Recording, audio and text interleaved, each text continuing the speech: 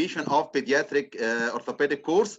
وطبعا النهارده غني عن التعريف. النهارده اليوم اللي احنا كلنا مستنيينه. النهارده محاضره استاذنا الكبير الحبيب العزيز الغالي استاذ دكتور جمال بيه حسني، رئيس جمعيه جراحه العظام المصريه. Professor Gamal Hosny, President of the Egyptian Orthopaedic Association and the President of the former President of the ASAMI International. فطبعا دكتور جمال بيه هو قطب من اقطاب البيدياتريك اورثوبيديك والديفورمتي بلاننج في العالم، مش في مصر، في العالم، على مستوى العالم كله. فالدكتور جمال لولا الشير بتاعه معانا في الكورس ما كانش الكورس ده خرج ابدا على الصوره اللي خرج عليها. فانا طبعا من كل قلبي بشكر يعني استاذي الحبيب استاذ دكتور جمال بيه حسني على المجهود اللي بذله معانا في الكورس. ربنا يبارك فيه ويجعله في ميزان حسناته كده ان شاء الله. دكتور جمال طبعا احنا كلنا مستنيين التوك بتاعه. He will speak about Congenital Pseudarthrosis Tibia. اتفضل يا استاذنا. اوكي، شكرا دكتور محمد. بسم الله الرحمن الرحيم. مساء الخير يا جماعه، السلام عليكم. I'm going to speak about congenital pseudarthrosis tibia. Congenital pseudarthrosis tibia is one of the most challenging pediatric orthopedic problems to treat. Why it's a real problem? Because it's a rare condition. No individual surgeon is likely to accumulate enough material in which to base a statistically valid analysis. كتير من الناس يقول لك احنا بنعمل multi center or something، ودي نقطة weakness مش نقطة قوة. فتلاقي مثلا البيبر فيها 13 حالة مجموعين من 6 أماكن. It's not a homogeneous entity. It's not a homogeneous. This is the real problem. It's composed of several disease types. It's not one thing. It's a group of problems. The natural history, it's a fracture with pseudoarthrosis in the first 5 years of life. No fracture repair response. Once established, progressive instability and progressive deformity. It's not like a fracture in childhood. You know, if you have a fracture in the childhood in the first few years of life, usually have huge callus formation in the first few days. The etiology and the pathogenesis is unclear. The instance is rare. In some papers, 1 per 140,000 live birth, and in others, 1 per 190,000 live birth. It's really rare. Sometimes in 5 to 5%, there is an evidence of neurofibromatosis. Neurofibromatosis 1. This is an EPOS multicenter study. The pathology will give an idea about the pathology. It's thickened periosteum and fibrous tissue with abnormal, highly cellular fibrovascular tissue. Where is the primary lesion? And this is the real problem. Because you have many problems, most of the people, they think that it's the periosteum. The primary lesion starts in the periosteum. That's why some people, they insist on the periosteal excision. The pathology. Histologic comparison of patients with and without neurofibromatosis reveals no differences. So whether the patient had neurofibromatosis or there is no neurofibromatosis, there is no difference in the histologic comparison of the patients. None of the classification systems provides for treatment or is predictive outcomes. You know, we all need some sort of classification. So we can standardize the treatment or have an idea about the prognosis or something. But unfortunately, most of the classification systems, they don't provide the guidance or a specific guidance for treatment or predictive of outcome.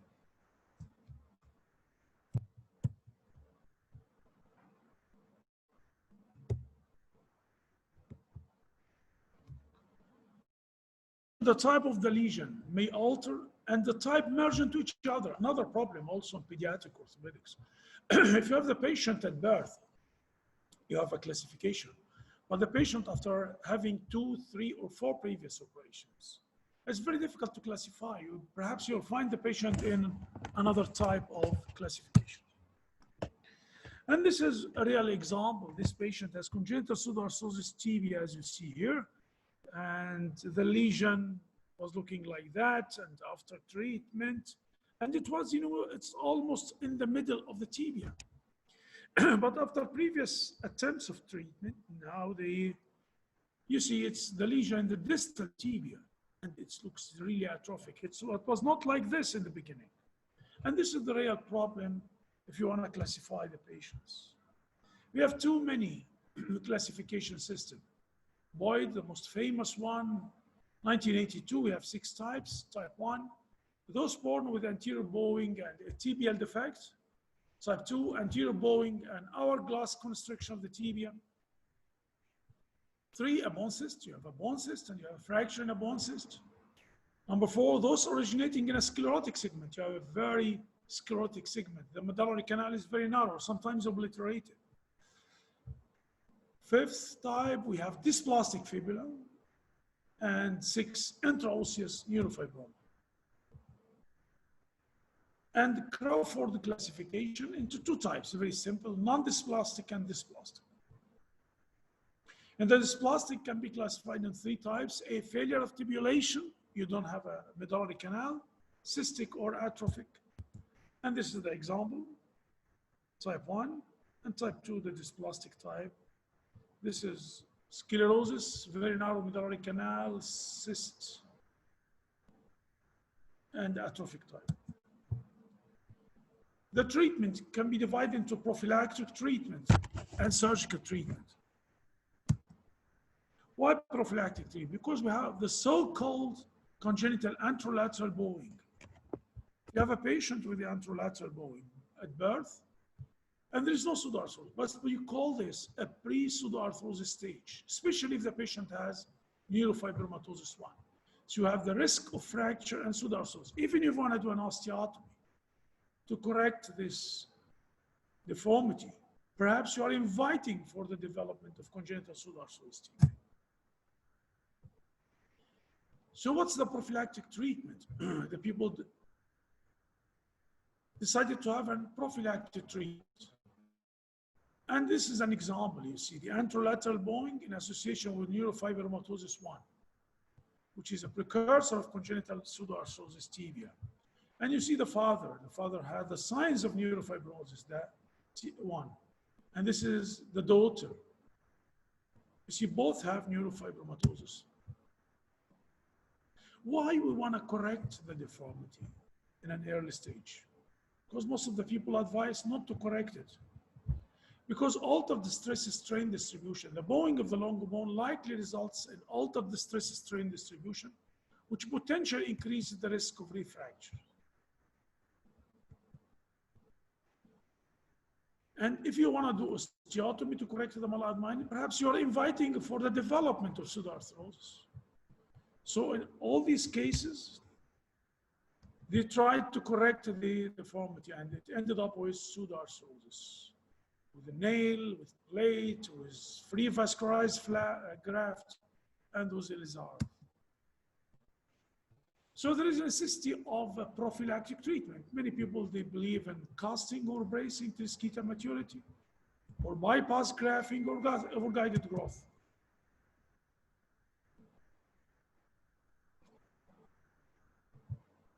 And the treatment sometimes is wait and wait and wait for years, which is not logic.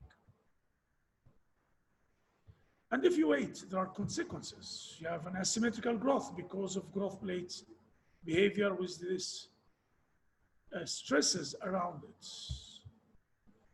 So we decided to treat this patient as an oblique plane deformity. It's a deformity which is in the AP and lateral, because it can end into a serious social problem.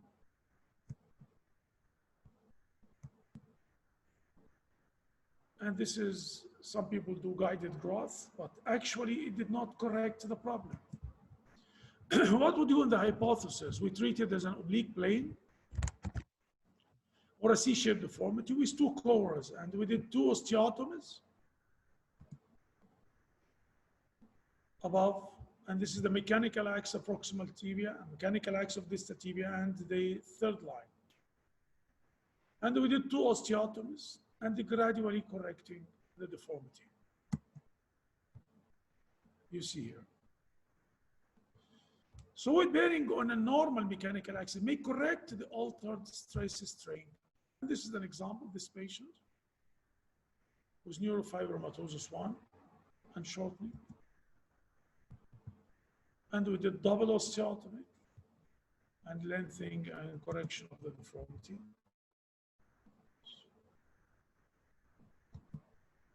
But we still have a residual valgus.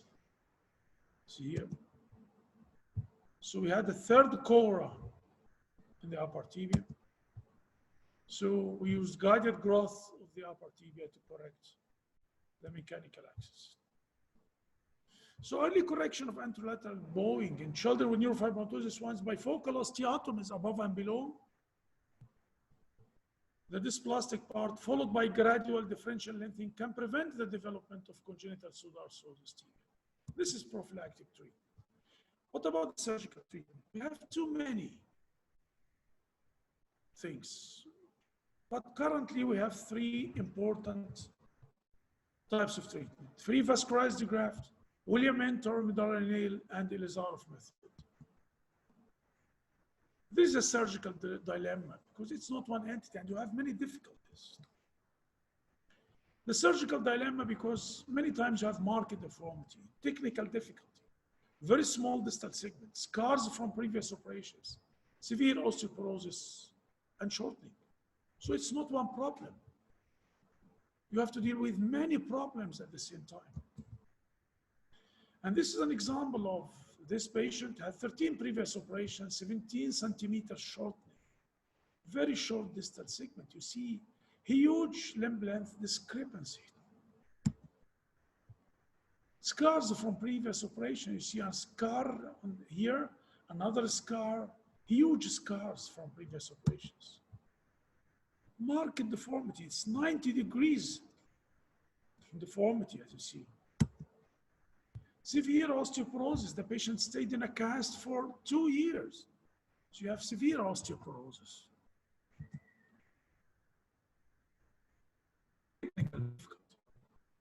Very small distal fragment, and the patient had 2 previous free vascularized grafts.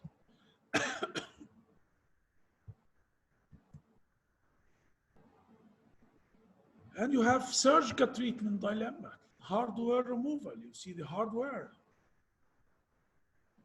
So sometimes you have limited options. You see here.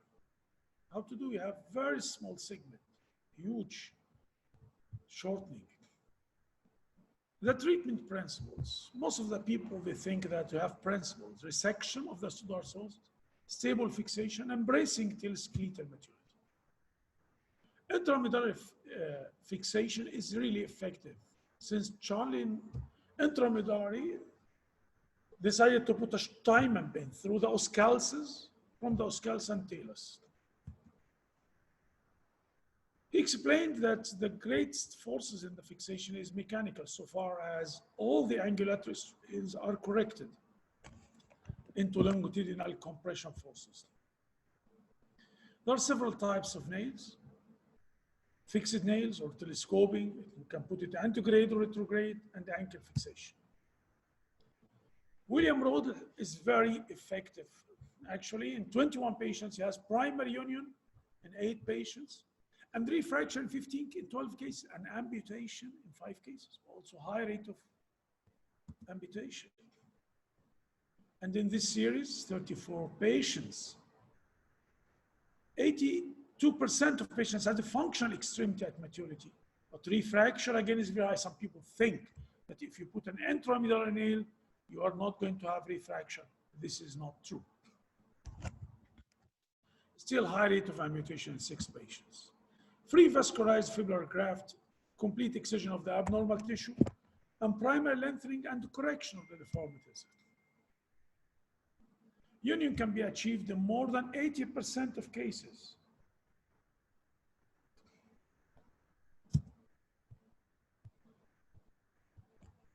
But again, refracture, it did not prevent the refracture, valgus deformity, and the donor side or the leg morbidity, which can lead to muscle weakness and ankle valgus. The use of bone morphogenic protein, it has been used, it's off-label, and they had good results, 71% and 86% of results. But it does not seem to increase the rate of union. Nobody knows.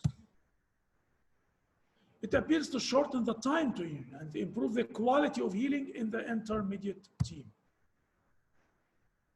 Bisphosphonates and the bone morphogenic protein, the biological concept of bracing of the anabolic and the catabolic response with bone morphogenic protein improves healing rates in complex treatment of neurofibromatosis 1. Congenital pseudarthrosis tibia remains uncertain and warrants large prospective multi-center trials. So in bisphosphonates, it has to be reserved to the research centers only because it's off-label and the patients can have problems. And myself, I give a patient bisphosphonates long time ago, and the patient had kidney stones. If you look to the literature, actually you don't have an excellent results. Most of the people, as you see, if you have a union, they just think it's a good result. We usually do the Ilizarov method. They use the law of tension stress and the high rate of primary union. Our experience is 29 cases. And this is an example, simple case. She had 5 previous operations and just bone transport. And it ended up with long-lasting union. Another patient, 40 years old, with 2 previous operations. See, again, bone transport, complete union. And this is 8 years follow-up.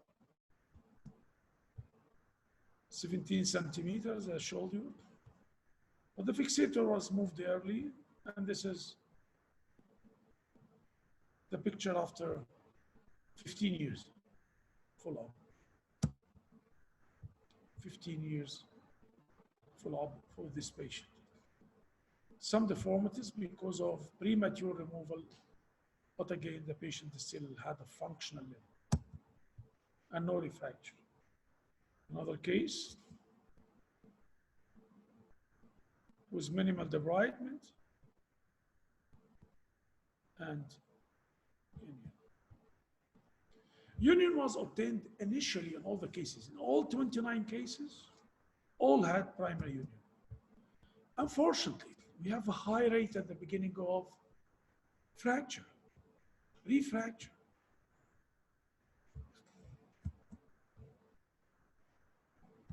Look to this case, you see refracture and treat it again. And we had another refracture. So early results, there are optimism with Ilizarov method. But the problem of refracture was evident in most of the papers. But not only in Ilizarov method, but with other methods too. So you have to know most of the literature, the refracture is about 30% of the cases, and some other cases are 50%. You see here another case of refracture, which had been treated by us, you see.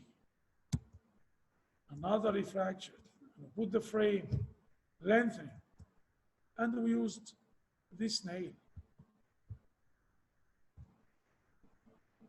So current treatments improved greatly the rate of primary union of congenital pseudarthrosis tibia. However, the risk of refracture persisted. The risk factors, the cross-sectional area of the heel segment, the removal of intramedullary rod earlier, and the residual angular deformity, and the age surgery. Refracture. It's controversial because some people think if you do it at an older age, you are going to have less risk of refracture. I don't think so.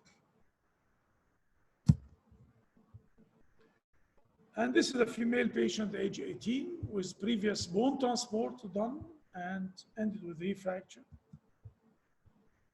Again, we treated the patient with bone transport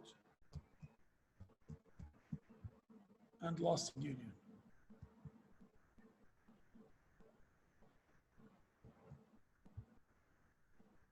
What we do, we have a failure of free vascularized bone graft,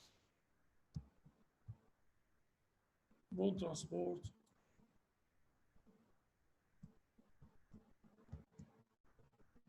casting for 4 months. You see the distal part, we push it like an arrow to broaden this area. Then we treat, usually we treat the angulation to prevent refracture, you see here. An osteotomy and lengthening to correct the malalignment. So this is one way of doing things to prevent the refracture, is to do correction of the axial malalignment.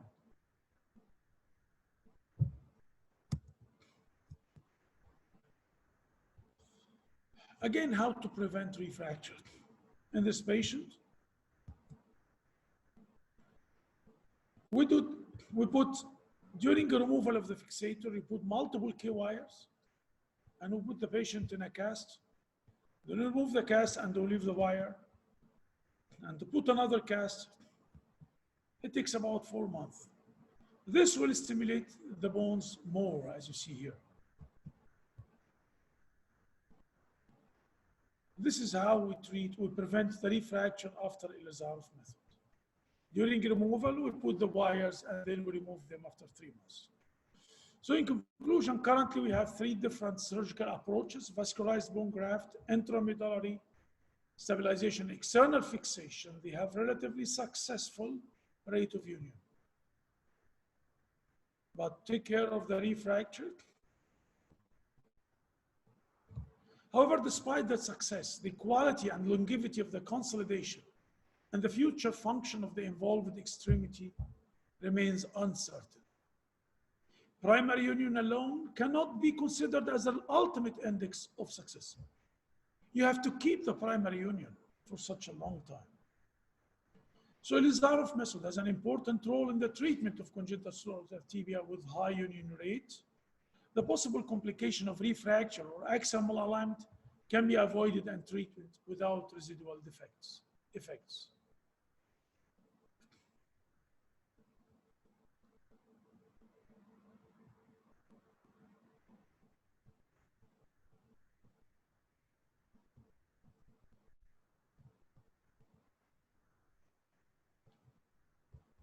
Now we move to the other lecture,